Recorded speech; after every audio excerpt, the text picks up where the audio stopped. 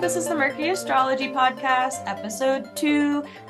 We go over what we talk about at the Denver Astrology Group meetups and make it a little bit more accessible and a little bit more available for those who aren't local to the Denver area in order to continue these conversations and share the astrological knowledge with a broader audience. So I am Rosalie. My pronouns are they, them. I am a Virgo sun and Mercury, Aquarius ascendant, and Sagittarius moon. I am an astrologer, occultist, and professional body piercer. Amazing. And my name is Bren. I use they, them pronouns. I am a Pisces sun, Aries moon, and rising. And my Mercury is in Aquarius. I am an intuitive astrologer, card reader, and pole dance instructor. So we're super excited to be here to, join in the community. So if you do have feedback or any comments, questions about any of the topics that we go over today, please feel free to leave a comment. We want to interact with you. We want to hear from you. We want your feedback. Yeah.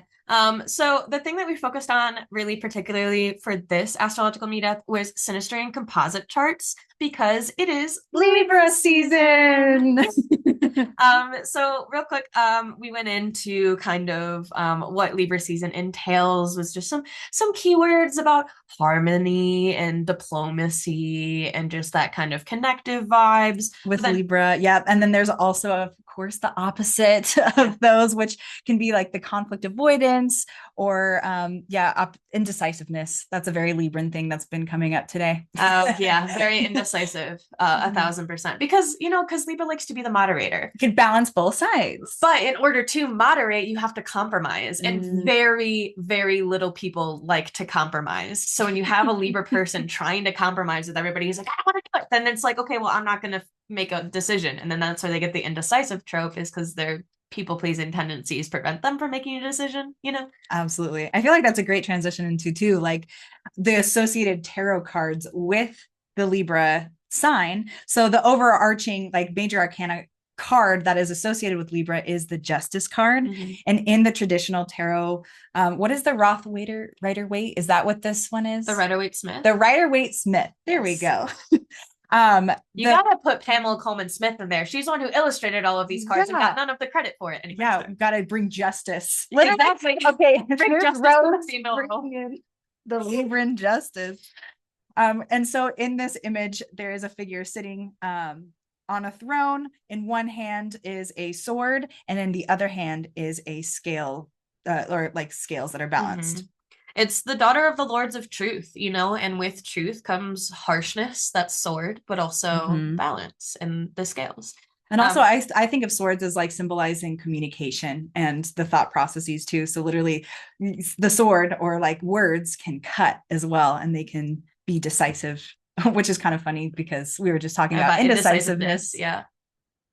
And then on top of that, Libra can also be further dissected into the decans of the minor arcana, getting the 2, 3, and 4 of swords associated to it as well.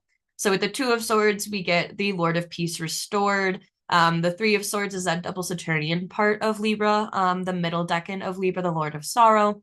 And then in the 4 of swords, we get that last decan of Libra being the Lord of Rest from Strife. So some pretty heavy topics there, even in the minor arcana, like expansiveness of Libra. For a Venusian sign, that's a lot of strife comes up more than once. Strife, sorrow, and I guess peace, sure. But yeah, it's a whole process though. And I feel like they can be interpreted in different ways for different situations as well. They can lead to like literally the 3 of swords, for example, is all the swords piercing into the heart. And I feel like love is only possible or like love is more valid almost with the grief that can also come along with it. Like loss proves and grief proves love in so many ways. No, I agree. And I feel like in order to truly love, you have to go through some nasty hardships in order to truly appreciation for that love. Well, the Saturnian aspect of that part of Libra really talks to like the commitment of love and the commitment of a bond being broken or some sort of like contractual relationship being broken in some sort of way, and the pain of that making you therefore in the 4 of swords and that Lord of Rest from Strife, you get to kind of evaluate where the contractual relationship didn't quite connect and didn't quite establish what you needed to when you needed to so that you can create a new contract in the future that won't be broken in the same ways. Yeah. In a sense. In a sense, for sure. Alrighty. Then moving forward into our discussion about synastry and composite charts. Oh yeah, did we talk about why we're doing that with Libra season in association? Oh, not necessarily. But yeah, it is Libra season. We did decide to do synastry and composite charts because those are the astrology of relationships. And Libra is the relationship sign. Well, one of them. But yeah, definitely up there. A big one. Yeah. So a couple disclaimers. Similar to how the seventh house acts, synastry and composite charts are not exclusive to romantic relationships. So a seventh house can be partners, friends, lovers, enemies. Yeah. Open enemies. Yeah, open enemies specifically.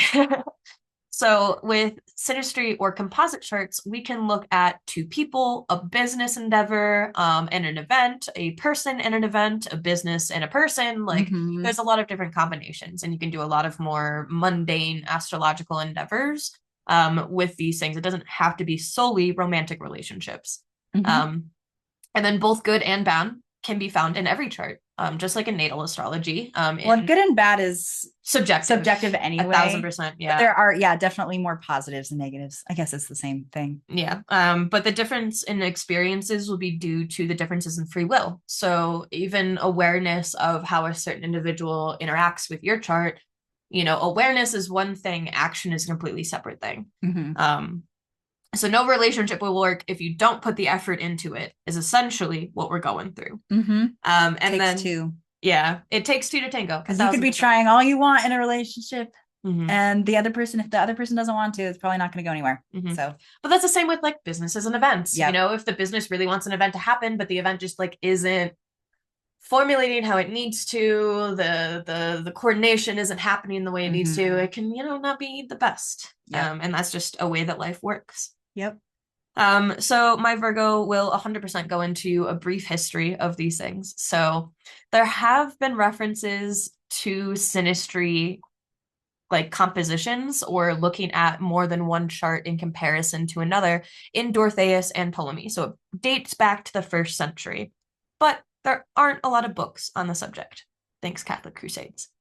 But there are a couple modern treatments from the counterculture movement in the 60s and 70s. So Carl Jung is one of those authors who famously wrote his book on synchronicity. And a lot of people use his astrological book on synchronicity to talk about archetypal expansiveness and just his whole archetypal theory. But in his book Synchronicity, he talks a lot about comparing to individuals' psyches, and he does that through astrology. Yes. And then there's also Ronald Davidson wrote a book called Synastry, Understanding Human Relations Through Astrology, which came out in 1977. And I'm going to butcher this name, so I apologize so much. But Francis Sauvain, so I'm not even going to try. And Luther Archer, The Astrology of Human Relationships, that came out in 1973. I will post these slides that I am reading from in the description, or at least give these recommendations in the description as well, because I cannot speak them. And then composite charts are actually derived from a midpoint theory technique that dates to the early 20th century, so around the counterculture movement. But composite charts specifically is a term coined by John Townley. And he really made it mainstream in 1973 with his book, The Composite Chart. So midpoint method was something that was very much a modern astrology approach, and then to specifically use midpoints to compare two charts in another chart didn't really become mainstream until those mid-70s. So even though there are ancient, I guess, references to comparing two separate charts, we don't really get exact text on them until more modern times. And I feel like that's really telling to just human society in general, too, of like, back in ancient days, astrology didn't give a fuck about you and your partner, It cared about you, the individual, and the events happening around you. And I feel like in a more modern context, we've in a more Libran context, even as a society and as a human existence, just become more compassionate about our roles in each other's lives, and how much we influence each other on mundane levels, you know? Absolutely. Anywho, so the biggest difference between these two things, synastry versus composites, are synastries are a notion that a person is a permanent transit in your life or in your chart. Whereas composites are a signature and energy of the relationship being created or generated from the two independent entities. So it's a slightly different vibe. So when you're looking at the synastry chart, you're really looking at the dynamics of the relationship and the strengths or weaknesses of each individual in those dynamics. Whereas the composite chart, again, is just those like signatures of the entire energy. And it's more of a mathematical point rather than the exact points of the planets where you would see that in synastry. Exactly. And synastry, you can also, depending on which partner is being overlaid the other, see who is impacting who, how, for ways. each different, in different ways. Absolutely. Yeah, I think it's really important that if you do have accurate times for two individuals and you are trying to pull up synastry charts for them, you not only look at yourself as the center, but you look at the other person as a center as well. So you see not only how they are influencing you, but how you are influencing them. Yes. And I mean, you can see either from one chart or the other, but it's just easier to visualize it with that physicality on the outside. So you're not comparing things to, I guess, your own personal chart in a sense. Absolutely. And in the meetup, we actually did this a lot. So we used the central focused chart for a timed birth chart. And then if their partner or their romantic partner was not a timed chart, but we still wanted to talk about these two individuals and their story and their life, we just threw the untimed person on the outside. So we saw more so the housing setup of the timed person as opposed to the untimed person. So our first example that we actually went through was Tenacious D. Yeah, love Jack Black and Kyle Gass. Absolutely. I will take any opportunity to talk about these motherfuckers anytime that I can. So Jack Black's the one that has an exact birth time. So that's going to be the person who's on the inside ring. So we're really going to see how Kyle is impacting Jack Black. And Jack has a birth data of August 28th in 1969, which was a Thursday, at 3:04 a.m. in Rodano Beach, California. That looks right. Rodeo Beach? Redondo Beach, California. And then Kyle Gass was born July 14th, 1960, at an unknown time in Walnut Creek, California. Just if you wanted to pull up their charts for your own use. Absolutely. And that gives Jack Black a 22-degree Cancer ascendant. And obviously we don't know Kyle's birth time, but he has a 27-degree Cancer Venus. And Jack Black has a 29-degree Cancer Venus. So in Jack Black's first house, we just get this immediate comfort and warmth and just nurturement and understanding. Yeah. And those Venusian realms of the self.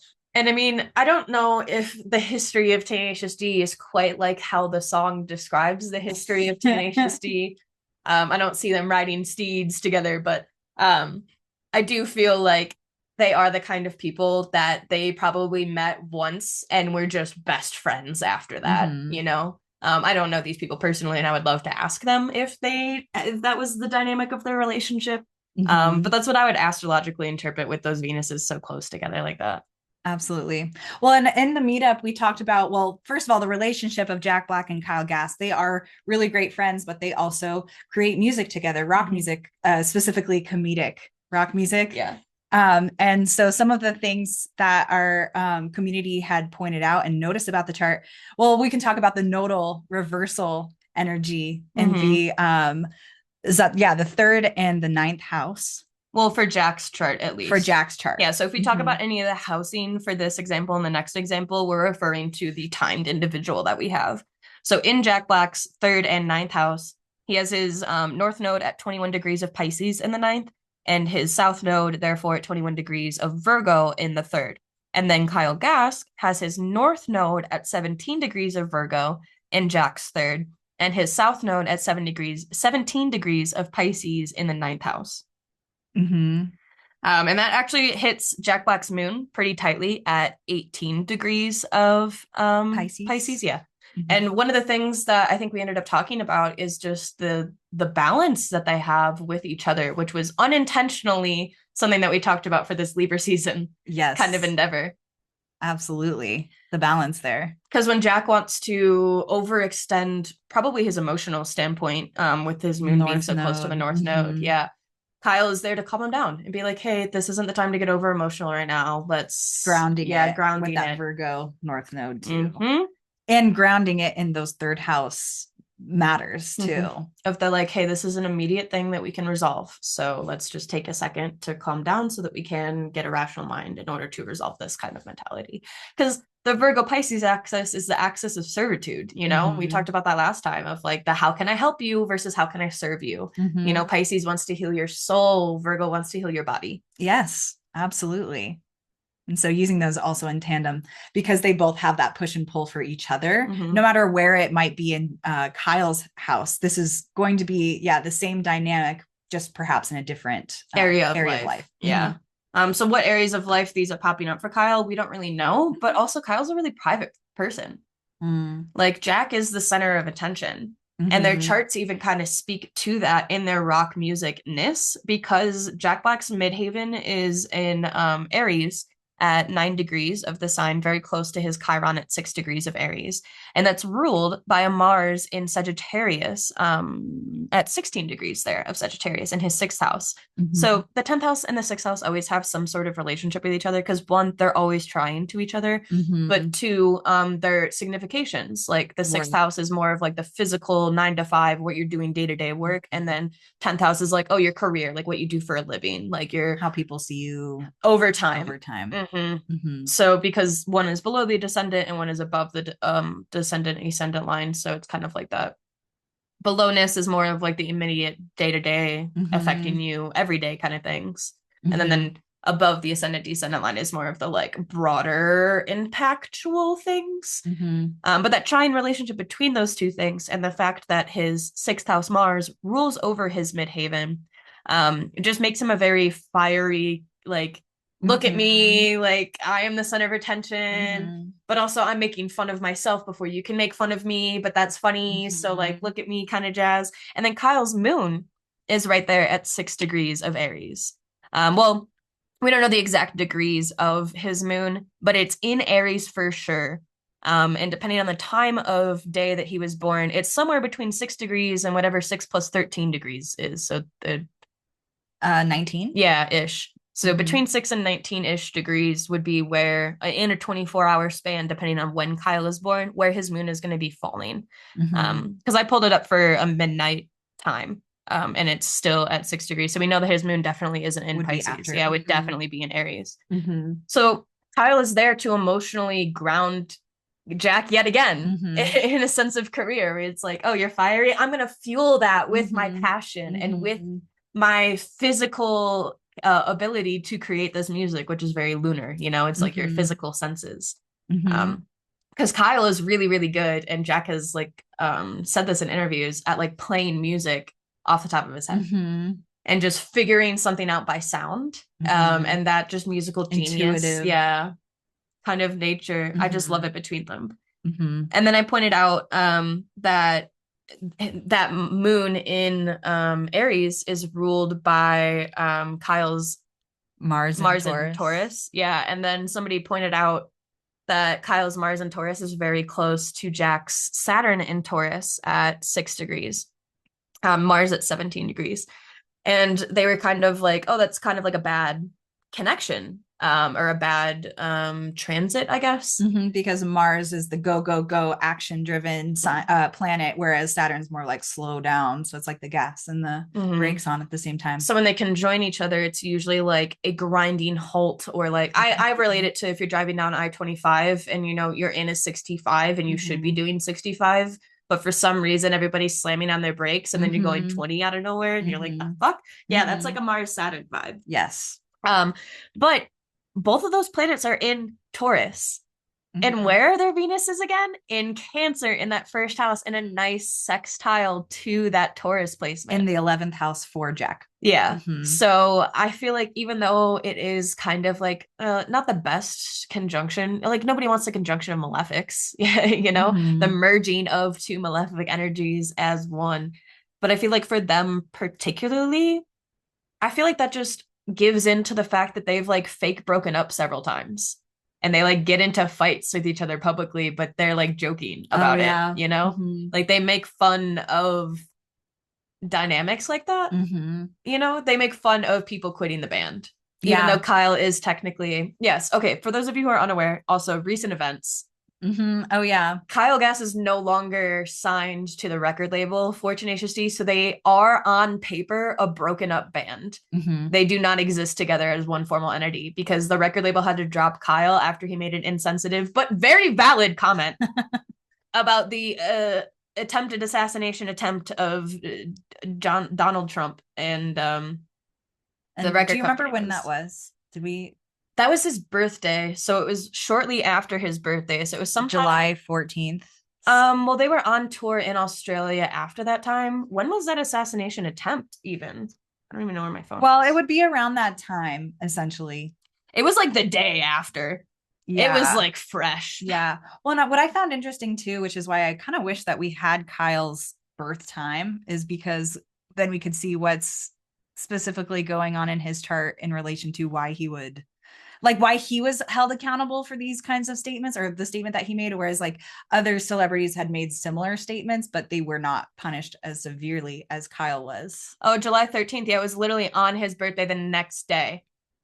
July 13th? Oh, because he was in Australia. Yeah, well, it was July 13th was the attempt. Oh. And then the next day was his birthday, and he blew out candles on a cake at a concert. And this is 2024, by the way. Yeah, this is 2024. And they asked him what he wished for, and he said, I wish they wouldn't have missed.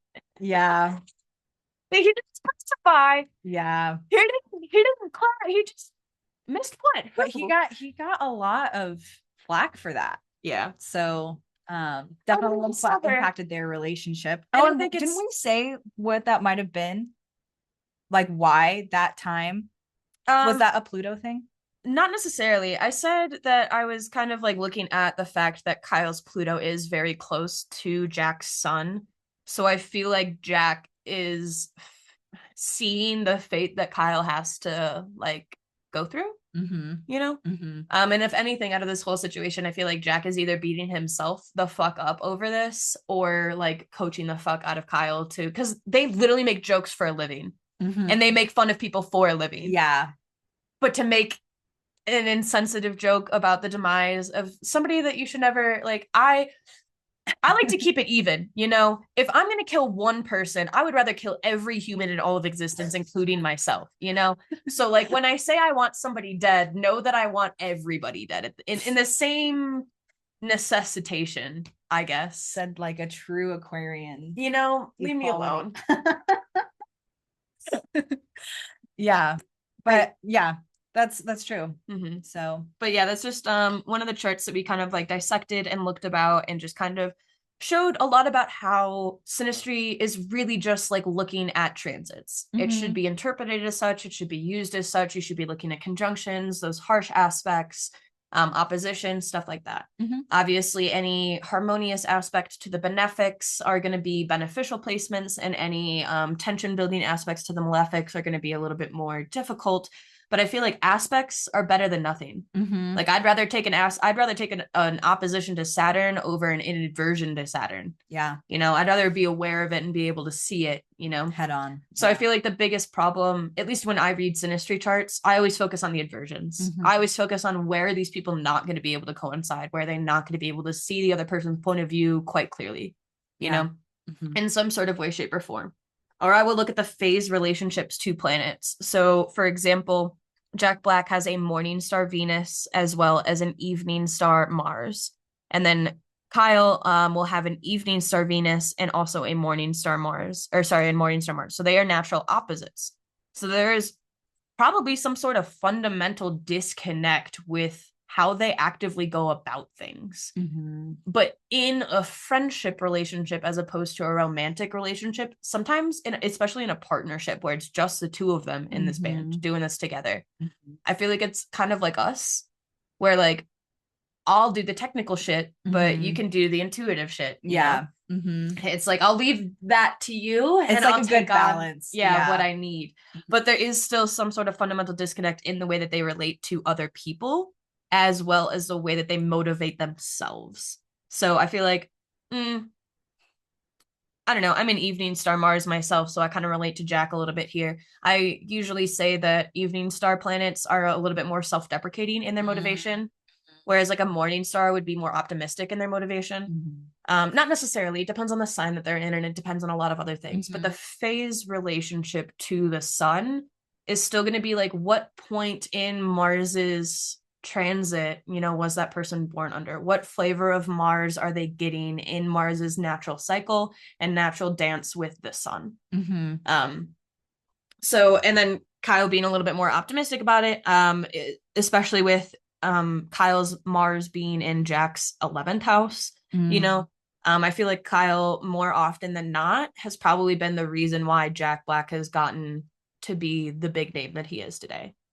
It at least had the self-confidence and like motivation. Yeah. But I think Kyle's okay. Well, like with his chart, because I mean, his Saturn's in Capricorn, his Mars is in Taurus. He's got Pluto in Virgo, making a very, very loose trine there in Earth signs. Kyle, I don't think wants to necessarily be in the spotlight all the time, maybe for a little bit here and there with his Jupiter and Moon in Sagittarius and Aries, but not like all the time, everywhere all at once, Whereas Jack Black with his Virgo placements, as well as his Cancer and his Pisces placements, is a little bit more adaptable to Jack Black is actually very mutable, very, very mutable. The only thing that neither of them have is Gemini placements, which I feel like is for the better. Yeah, perhaps. Just in these charts specifically. Just because they're not very mercurial ruled. If anything, I'd say Jack Black is either very, or not Martian ruled. I feel like Jack Black would be either Venusian ruled or lunar ruled, to be completely honest with you. Yeah. So this was just like one of the examples that we did. And this was, we definitely wanted to do a friendship kind of relationship, but we of course also have some romance, or perhaps lack of romance. The other couple that we did was Ben Affleck and Jennifer Lopez. So for this chart, Ben Affleck is the one who has the exact birth time, the AA Rodden rating, which, can we talk about the Rodden rating real quick? Yes. No, I'm sorry. No. I don't, because I don't realize that that's something that people don't know. Yeah, so it's a great resource that you can share with everyone. This is a resource that the best ratings for celebrities and just well-known people to know like what their birth charts are and how accurate it is to the exact birth time. Yeah, it's called Astro Databank.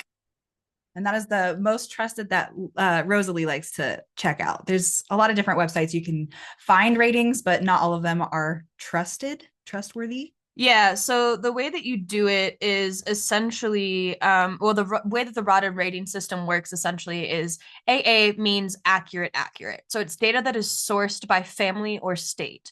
This includes birth certificates, birth records, things that aren't like an official document, but quote the birth record from a registrar or bureau of records, like the Baptist certificate or like a family Bible or a baby book. Those are the best available for accuracy. And then there's accurate, which is just an A rated. And that's just data quoted by a person, kin, friend, or associate. This data will all come from somebody's memory, family legend, or hearsay. So it might not be the most accurate. B comes from biography, so a biography or autobiography, where the data is sustained by a quote that qualifies the information. They are considered reliable because usually when it's like an autobiography, it's somebody like making multiple connections with that person's immediate family in order to get to know more about them. C is caution, so that's no source. These data are also listed as original source not known. They're undocumented data, often given in magazines or journals with no source, or an ambiguous source such as a personnel or archives, when a magazine, journal, or astrologer is quoted without the original source of the information. And then DD rated. My favorite. Dirty data. Dirty data. That just means that there's 2 or more conflicting quotes that are unqualified. So that's maybe one C timing chart and then another C timing comes up, and then you're like, oh, well, there's 2 of them now. That's dirty data. Which one's right? Neither of them are accurate. And then there's X and double X. So X is data with no birth time. Untimed data, maybe interest of or in the examination of planetary patterns, but you kind of lose 25% of astrology. And then the double X is data without a known or confirmed date. So historical figures or certain current news figures may be of interest with speculative birth dates. So X is like no birth time, but then double X is like, oh, we don't even know if the date is even right. Yeah. Which can change so much about your birth chart. So much. So yeah, JLo is untimed. She has an X-rated chart. So that's just where we get it from. And that's why we focus on the Rodden rating. So what time did you then use for JLo? Midnight. I just use midnight for everybody. Because then I can look at exactly, because the moon for JLo, which is actually something that we didn't talk about at the meetup, her moon is at 22 degrees of Scorpio. So that means that within a 24-hour period, her moon could be at the 0th degree of Sagittarius. Yeah. So she could be a Pisces moon, but if she was born in the evening, she could be a Sagittarius moon, which would be right on her Mars too. Yeah, it sure would. But did you want to talk about their charts a little bit real quick? Well, let's talk a little bit about just like why we picked them for this chart example. Well, first of all, they've been in the news a lot lately. They've had, well, and just in the last 20 years, if not 30, you know, a few decades, their romance has kind of been in and out of the tabloids. And recently, at the time of this podcast recording, 2024, they have been in the news about like their big divorce, and there's so much tabloid information about like who said what, who's in the wrong, and like the truth is revealed about their relationship. And did we know when they actually got married? Yeah, they wed in July of 2022, which is like the exact time that Pluto was transiting over Ben Affleck's North Node. In Capricorn. Yeah. It had like in the 7th house. It was the second retrograde that we had, so not the one that we're currently in, but it was the last time that Pluto was in Capricorn that they got married, and it was Pluto hitting his North Node. Yeah, in his 7th. And then they filed for divorce in August of this year. August of 2024, which is August 20th, 2024. Yeah, they filed for divorce. She filed from divorce from him, I guess. Which was a whole like tabloid thing in itself. A lot of people were talking about that, and because they've been living separately, and the tabloids caught on really quickly to that. Well, because they were so in your face with the paparazzi when they got married. They were like, look at us. Like if you look at the pictures of their wedding, it's very happily ever after vibes, like oh, look at our love, this is so pure. Well, very performative. We're dating in like the late 90s, or sorry, late 90s, early 2000s, right? And then they break up, and then 2003 or 2004 they were supposed to have they were supposed to get married then, and they didn't. JLo got married to Mark Anthony in 2004. Oh, so from 2004 to 2014 they were married, and they had twins together. And then Ben Affleck was married to Jennifer Gardner from 2005 to 2018, and they have 3 kids together. So they got married in 2022. I feel like that's a pretty good time after their divorces and separations, sure, to come back together. But for JLo to like almost get married to Ben Affleck in 2003, get married to a different dude a year later, be with him for a decade, and then come out of it and go back to the same man, and then get divorced again like a couple months later. Like they weren't even married a full year. Barely a full year. Well, and that's why this has been such an interesting synastry chart to look at, because of all of the drama related to it, and also the longevity of time. We've seen their relationship develop over time. Yeah, and I think that's like the biggest part of it, because early 2002, Jennifer Lopez and Ben Affleck first meet. So they met on the set of their movie Gigli, Gigli. Oh, I didn't even know that was a movie. Yep. And at the time, Lopez was married to her second husband, Chris Judd. The couple eventually in 2002, she had a second husband. Yeah. Oh my God, I really wish we had her time. I know. See her 7th house. Oh, I mean, she's got that Venus and Gemini. That's valid. Multiple different partners. I could Yeah. see it. I mean, not necessarily. Okay, no offense to any Geminis out there. I feel like Gemini energy just loses interest of whatever they're thinking about very quickly. That's why, especially in that first decan where it's Gemini, Jupiter, or sorry, Mercury, Jupiter ruled, it's like an abundance of thought all of the time, all at once. And it's like, yeah, you're going to constantly be changing up your thought process, changing up who you are, therefore, in the process. And it can be chaotic, sure, but who doesn't love a little bit of change? This is mutable air. This is the most mutable of the mutable. Yes. If not breezy. Water. Yeah. Very breezy. But then, yeah, the couple, so Chris Judd and Jennifer Lopez divorced in 2003. And then Jennifer Lopez and Ben Affleck went public with their romance shortly after. This is all such a short amount of time, but they got a lot in such a short amount of time. Yeah, and they got engaged in 2002. So they got also engaged very quickly. Before she got divorced. Because didn't she get divorced in 2003? Is that what you just said? Yeah. Messy. That was like, we were talking about their Leo energy too. Was it them? Oh, wait, no, was that our other example? I don't know. But no, it was their Leo energy. Here we have a direct quote from Affleck. Oh, wait, no.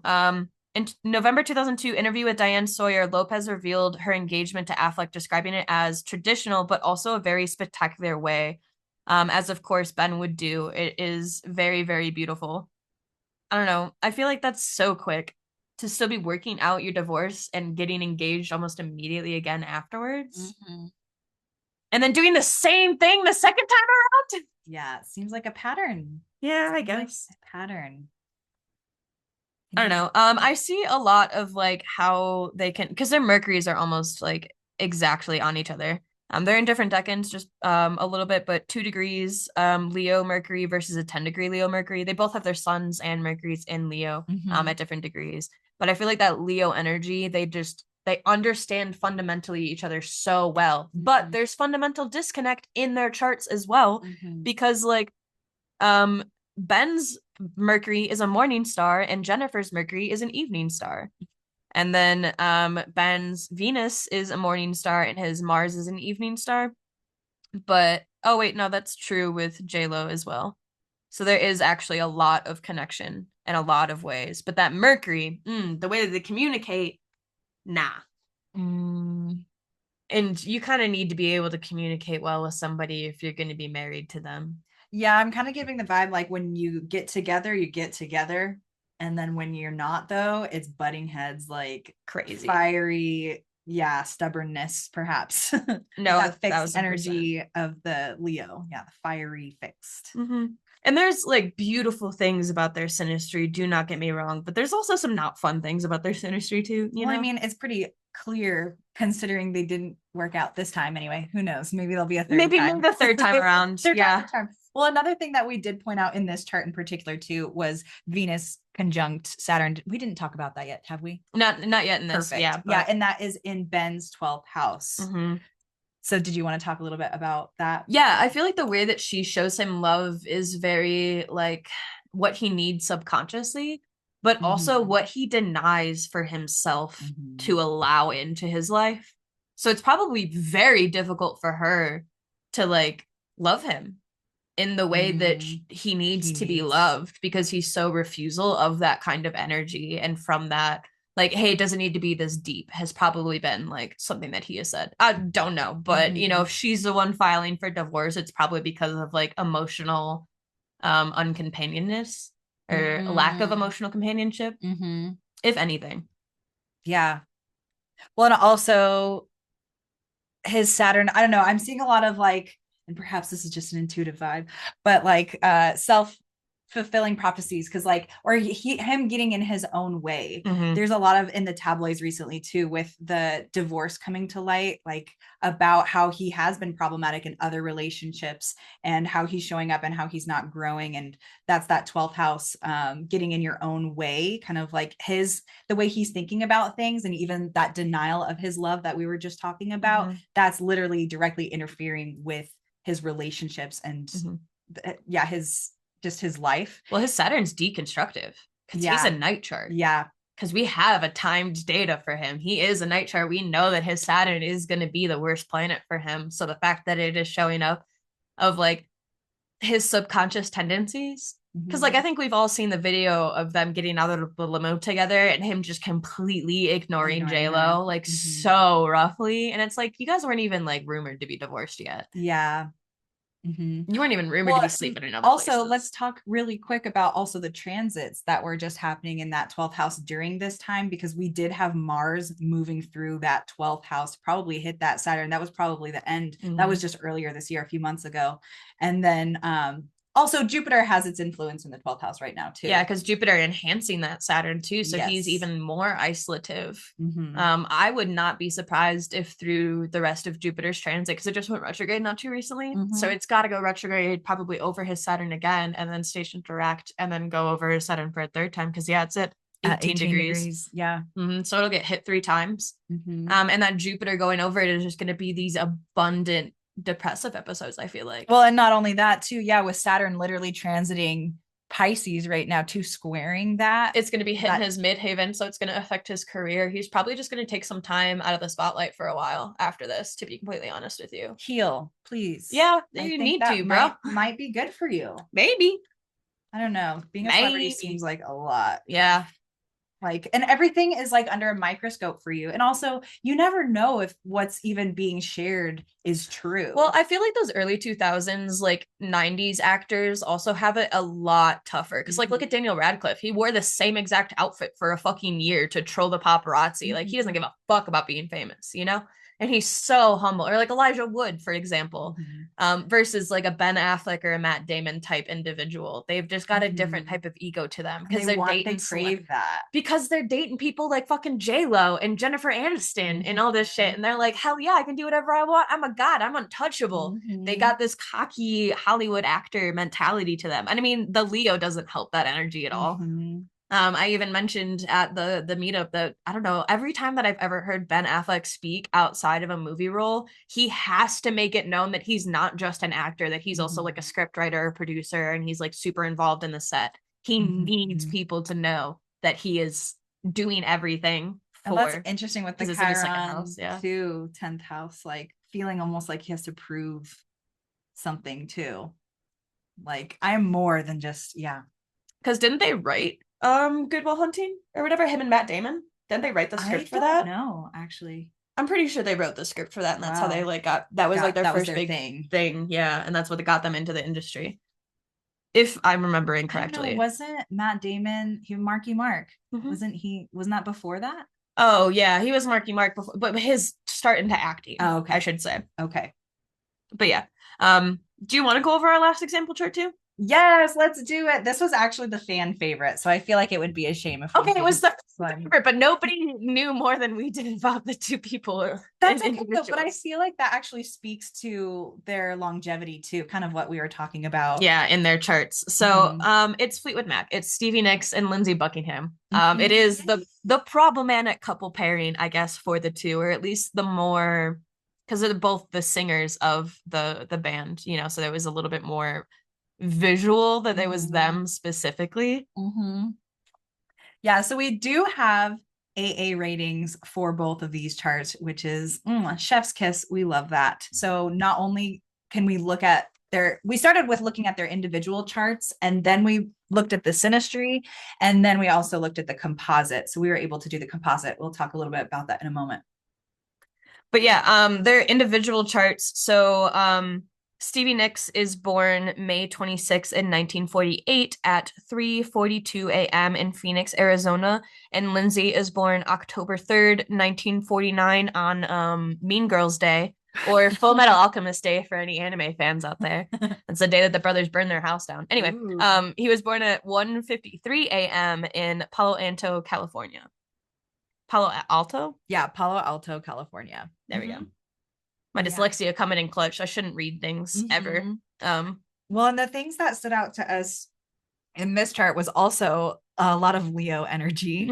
Well, they both have Pluto in Leo because they're both a part of the boomer generation, which neither of them see because they're both hippies, but it's fine. But Stevie, it's very Leo though in very other ways. Yeah, because Stevie has their Saturn there, and Lindsey has his Mars there. Another Mars-Saturn celebrity relationship. Well, this is also where Lindsey Buckingham's ascendant is. So having Mars right above the ascendant in a chart, and having Pluto wedged between the two, he probably gets a lot of his generational trauma out through verbally expressing that anger or physically expressing that anger in some sort of way, shape, or form. Which isn't to say that he's abusive in any way, shape, or form. Maybe he just plays baseball or hits something real hard with like a fucking bat outside, works out or something, goes for a run. There's a lot of different expressions to that. But there's some sort of active energy that needs to be expressed in order to get that like healing momentum going for him. Whereas Stevie is more isolative with her healing. She just wants to be let alone and be free and just be this like entity of movement in the world to an extent. Absolutely. But the thing that we really focused on was their composite chart, because we do have AA rated Rodden ratings for them. So we were able to see more of the dynamic of their relationship, not just the way that they affect each other and their careers or their areas of life. So in looking at the composite chart, we see that Mercury also gets thrown into Leo, and as well as the sun for them. So their composite chart has a kind of doubling up of those Leo placements, and we also get a 0-degree Virgo Saturn. So the midpoints of all of these things is very in your face. It's very look at them, and it's in the 3rd house of the composite chart because it has a Gemini ascendant at 25 degrees, 20 minutes of Gemini. So when we're looking at the sun, Pluto, Mercury, Mars conjunction here in Leo for the composite chart, that's all in the 3rd house for them. So that is going on stage every single night and singing a song that your ex wrote about how much they hate you. Well, it being a spectacle. It's like the Leo. That's also how people see them.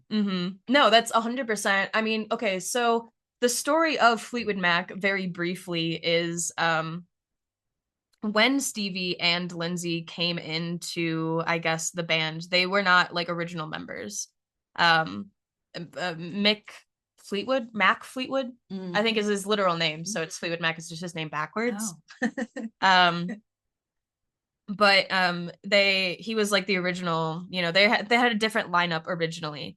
And then Stevie Nicks and Lindsey joined the band, and somebody should write a song about the romantic drama that went on for years between them, because in the early years they like knew each other in high school, and I guess Stevie Nicks and Buckingham had dated other people like the entire time that they knew each other, and then it wasn't until they were in the band that they started dating. It's like literally work relationships, but it's like you've known that person forever, and it's like, why did you choose to make it a problem when it wouldn't have been a problem any other time, So they joined Fleetwood Mac, and they moved to LA essentially, and it's Mick Fleetwood, John McVie, and Christy McVie. They came across Buckingham in the studio, and they wanted his guitar skills in the group, so Buckingham was like, me and Stevie are a package deal. And so they both joined, and the duo finally like joined together. So they are like, the fact that they came in together as the two like head focal points of this band is also very Leo, very that energy coming into it. And then when writing Rumors, which was released in early 1977, Buckingham and Nicks ended their love affair, and band members John and Christine McVie, who had been married since 1968, also broke up. And Mick Fleetwood's divorce was also final too, and then he would go on to remarry later that year. But literally everybody in the band was going through a breakup when Rumors was coming out. But if you look at the lyrics to Dreams or Go Your Own Way, Dreams being Stevie's songs and Go Your Own Way being Lindsey's song about their specific breakup with each other, it's very Leo from both ends, to say the least, and that describes their relationship, and for Rumors to be one of Fleetwood Mac's biggest record hits, and those songs be two of the title tracks from both of them, you can really see it just not only in their composite chart specifically, because it has those Leo placements, yes, but with the moon opposing the sun. It's a full moon chart actually for composite. Oh yeah, it sure is. 7-degree Leo sun, 7-degree Aquarius moon. Oh my goodness. So that's very much lots of emotion all at once, but then this innate individuality versus separation that they have to struggle with and coincide with because of that that push and pull. So their emotional standpoint is being like, no, I quite literally need to go off and do my own thing and be my own person. Absolutely. And of course, the band went on, they learned how to live with it because they are still making music and they're still touring together. And obviously their breakup from 30 years ago, 40 years ago now at this point, no longer affects them. And they're still able to tour together with each other and whatnot. And there's actually a quote that Stevie Nicks told New York Times that Buckingham and Nicks shot eye daggers at each other in front of packed stadiums during renditions of breakup anthems, such as Silver Springs. To write that about your ex and then 40 years later still be singing it to them. Yeah, I'm sure it probably doesn't hurt as much now. We've probably worked through it, no? I'd hope so. I mean, clearly, because they're still... If you still, are working together. Because they both left the band separately for a time. So after Rumors came out, Lindsey Buckingham left the band, did some solo stuff. I have never heard it personally, but whatever. And then Stevie Nicks went off and did her own solo stuff, and that's how we got Edge of 17, and all of these great Stevie Nicks hits and wonderful, wonderful music. And then they just got back together to do like reunion stuff and make a shit ton of money. So props to them. Seems like they've grown a lot. Yeah. Since those early adolescent days. But their composite chart still stands pretty strong, like Fleetwood Mac would be nothing without those two. Yeah. Like, although they were not in the original lineup and they were not like long-standing members of the lineup, I don't think anybody could think of Fleetwood Mac of anybody but Stevie Nicks. Yeah. I guess Mac Fleetwood. Fleetwood. I didn't even know about him until you just said it today. So Jesus Christ, it's fine. But yeah, so their charts together were really interesting to look at because not only did we have more accurate timing for them, but we've had a longer relationship pretty steadily between them. And the fact that we have that Leo stellium in their composite chart, that's also loyalty. That is also the hearth fire, the stained flame that never burns out. Yep. The fact that they are probably going to still be touring until they can't tour anymore. Yeah. That's their purpose. And the relationship. Yeah, the energy of the relationship in general. I feel like their composite chart doesn't speak too much to a romantic side, but speaks a lot to musical performance wise. Yeah. We did talk a little bit in the meetup too about longevity. Well, and also like maybe even after they are, long gone, their music could even outlive themselves. 1,000%. So I see that a lot in the fourth house. Well, I don't know, with the Saturn, Virgo, and the with the composite chart, Venus there too being music right on the IC, actually 15 degrees. Both of them are in 15 degrees Virgo. Yeah. But learning to keep their love a little bit more personal this time around. Yeah. To themselves. But utilizing and really embodying the pain of their private love lives, because in that part of Virgo, it's I understand the gross, disgusting process of loving somebody and what it does to you. Yeah. And I understand that that entire span of that. And they're able to write those beautiful songs about it because they understand that. Yeah. We talked a little bit about the MC in Pisces too.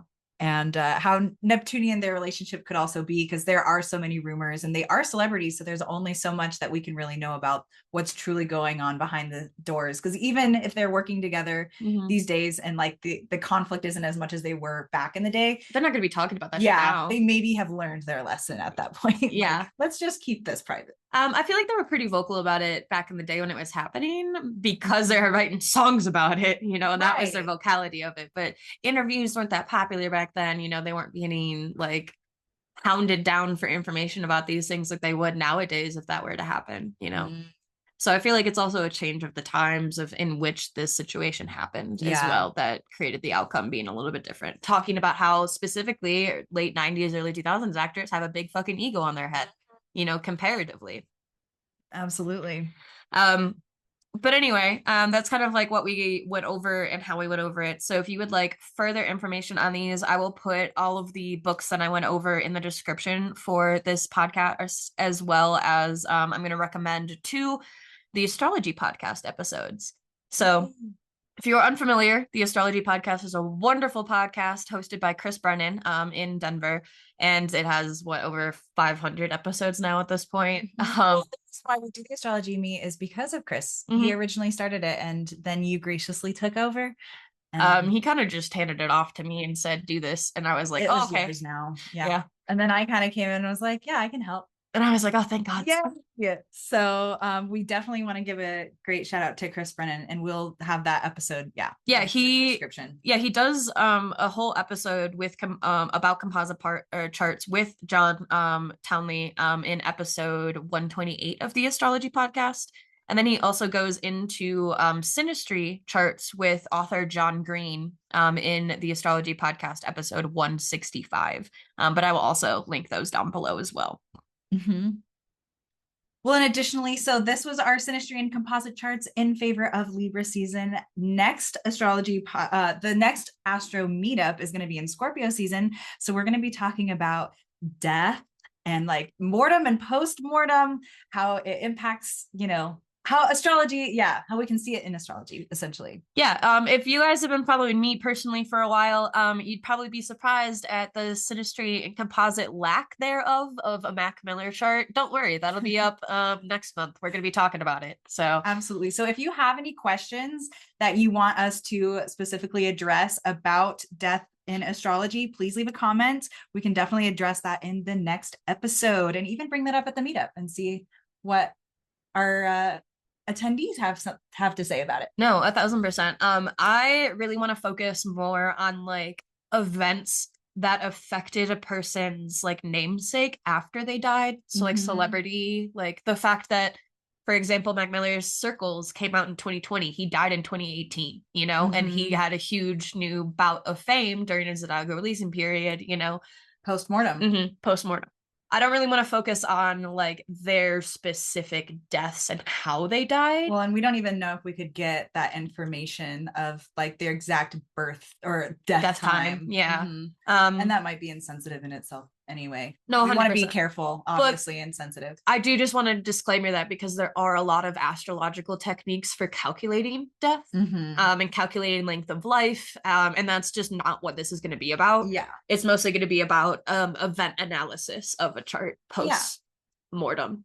Yes, absolutely. I keep wanting to say postpartum, and I'm like, two different things. Yes. They're post something, that's for sure. No, 100%. So yeah, that'll be our next Astro meetup. So that'll be on November 16th from 11 to 1 at the Mercury Cafe. If you are a Denver local, if you are not, expect the podcast to be released probably the week of that, the week after that. Within a week of that. Yeah, within a week of that. Yeah. Wonderful. And we would love to get connected with you on a personal level too. So if you would like to follow me on Instagram, my @ is @brenbigs. This will also be linked. And please, if you want to see, I do a lot of workshops local in Denver. I do readings. So if you want to come see me locally or anything like that, please check out my Linktree, which is also linked in the description. Yeah, and I just do silly little readings and make silly little videos. So if you want to hang out with me, I will probably ignore your message. So hit me up multiple times, DM me repeatedly, email me several times. I have to tell this to all my clients too. Yeah. Because like I've had clients email me and I have not gotten back to them because I'll read it, I'll look at it, and then I'll be like, I got to think about a response to this, and I'll forget about it. Yeah. You can also email us at Merc Astropod, and I can bug Rosalie if need be. Yeah. mercastropod@gmail.com, or you can hit us up on our new Instagram account. Our Instagram at Merc Astropod. And I like it because Bren pointed out that our shortened little abbreviation for Mercury Astrology Podcast, Merc Astropod, it's like a little pod of astrological information and community. Yeah, it is so cute. Yeah, that's a big, I feel like, goal for us anyway, is to come in community with fellow astrologers. We want to hear from you, and your perspectives. It's not just us, speaking to you. It's us also accumulating the knowledge of our community and then sharing that. So please definitely give us your inputs or anything that we missed or things that you saw that we didn't. We want to know. Or just things that you want to like hear us talk about in future meetups and stuff, because I think we only have until like December planned out. Yeah. So and we do like to go along with what's astrologically happening. We have been doing the sun sign. So for example, Libra season, we're doing synastry, relationships, Scorpio season, death, you know. So but that could be anything. It doesn't necessarily have to be the solar energy in the sky. It can be anything. So just keep that in mind too when you're asking us about things. Like we did the eclipse podcast because there was literally an eclipse is happening. That was the first episode. Yeah, that wasn't a very I guess it was a Virgo type meetup. On the nose. Yeah. We love our Virgo energy. But yeah, if you have any questions, comments, concerns, death threats, you know where to reach us. And with that, have a wonderful rest of your night. Stay hydrated and enjoy the rest of your day. Bye.